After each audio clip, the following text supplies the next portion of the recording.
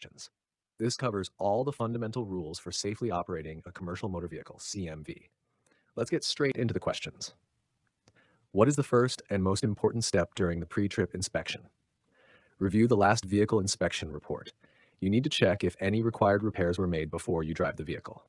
Let's continue. What is the minimum tread depth required for front steering axle tires? 4/32 inch. Federal regulations require this minimum depth for steering axles.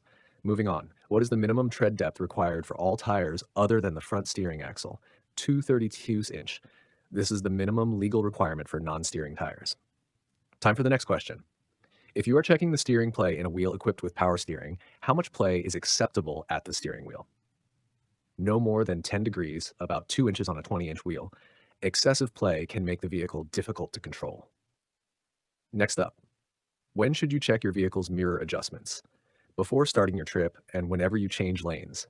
Properly adjusted mirrors are essential for checking traffic and blind spots. Let's continue. How often must you inspect your cargo and its securement? Before a trip, within the first 50 miles of a trip, and then every 3 hours or 150 miles, cargo securement must be checked regularly throughout the trip. Moving on, what is the stopping distance composed of? Perception distance plus reaction distance plus braking distance. All three factors contribute to the total distance required to stop. Time for the next question. What is the primary cause of commercial motor vehicle CMV skids? Driving too fast for the conditions. This causes the tires to lose traction. Next up, what is the purpose of retarders, engine brakes? To help slow the vehicle and reduce the need for braking on long downgrades. They save the foundation brakes from overheating. Let's continue. When should you turn off your retarders? When the road is wet, icy, or snow-covered. Using a retarder on slippery roads can cause the drive wheels to skid. Moving on. How should you use the stab braking method? Apply the brakes fully until the wheels lock up, release, and then apply again. This is typically used in older air brake systems without ABS to stop quickly. Time for the next question. If you are driving a 40-foot CMV at 55 miles per hour, what is the recommended minimum following distance under good conditions? 5 seconds. The rule is 1 second for every 10 feet of vehicle length plus 1 second for speeds over 40 miles per hour. 4 seconds plus 1 second, 5 seconds. Next up, why should you avoid unnecessary lane changes in bad weather? It increases the risk of a skid or splash spray on other vehicles. Lane changes are always riskier when visibility is reduced or the road is slick. Let's continue. What is the brake fade? Loss of braking power due to excessive heat in the brakes. Overheated brakes are less effective and can fail completely. Moving on. When should you use your low beams? In rain, fog, or snow, and when approaching an oncoming vehicle. Low beams reduce glare and prevent blinding other drivers. Time for the next question. You must downshift an automatic transmission, CMV, before starting down a hill or entering a curve. Shifting before the hazard provides engine braking or better control. Next up, what is the safest speed when driving in heavy fog? Slow down to a speed that allows you to stop within your sight distance. Always drive at a speed appropriate for the visibility, which is often called the assured clear distance ahead. Let's continue. What is the best way to handle a hydraulic brake failure? Pump the brakes, downshift, and use the parking brake gently. Pumping builds pressure, downshifting uses engine braking, and the parking brake is a last resort. Moving on. What is the low air pressure warning set to activate at in most CMVs? When air pressure drops below 60 psi, this warning tells the driver to stop immediately and diagnose the problem. Time for the next question. If you are carrying a load of livestock, what is the main concern? The shifting of the live load can affect the vehicle's stability. A live load shifts unpredictably, greatly increasing the risk of a rollover. Next up, which of these is a true statement about commercial drivers' medical cards, DO physical, must be current and carried with the driver? A valid medical card is required to operate a CMV. Let's continue. What is the greatest risk when driving a CMV on an off-ramp or exit ramp? Driving too fast and rolling over, ramps often have advisory speed limits that are much lower than the highway speed. Moving on. What should you do if you're being tailgated? Increase your following distance, avoid quick changes, and increase space ahead. Giving yourself more space allows you to brake gradually, which gives the tailgater more time to react. Time for the next question. What is the purpose of the spring brakes in an air brake system? To serve as the emergency and parking brake system.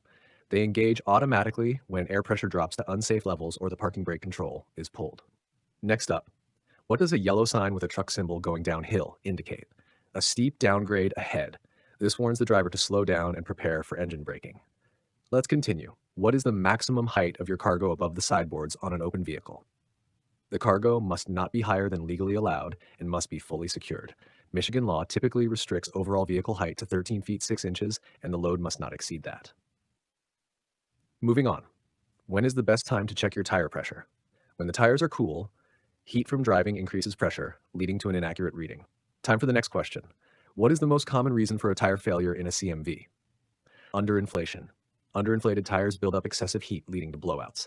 Next up, what is the primary cause of most serious CMV accidents? Driver error. This includes speeding, improper braking, distraction, and fatigue. Let's continue. What is the safest way to enter a freeway/highway in a CMV? Use the acceleration lane to match the speed of traffic and merge safely. Matching the speed of traffic is key for a smooth, safe merge. Moving on. What is the effect of black ice? A thin layer of ice that is nearly invisible and extremely slippery.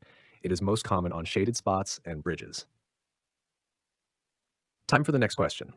When you are passing another vehicle, how do you know it is safe to return to your lane? When you can see the whole front of the passed vehicle in your rearview mirror, this confirms you have enough room to pull back without cutting off the vehicle.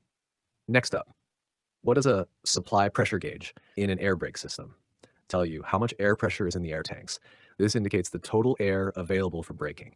Let's continue. What is implied consent for a CDL driver? You agree to chemical testing for alcohol and drugs if suspected of impairment while driving. By holding a CDL, you automatically consent to this testing. Moving on. What is the maximum speed limit for any commercial motor vehicle unless otherwise posted?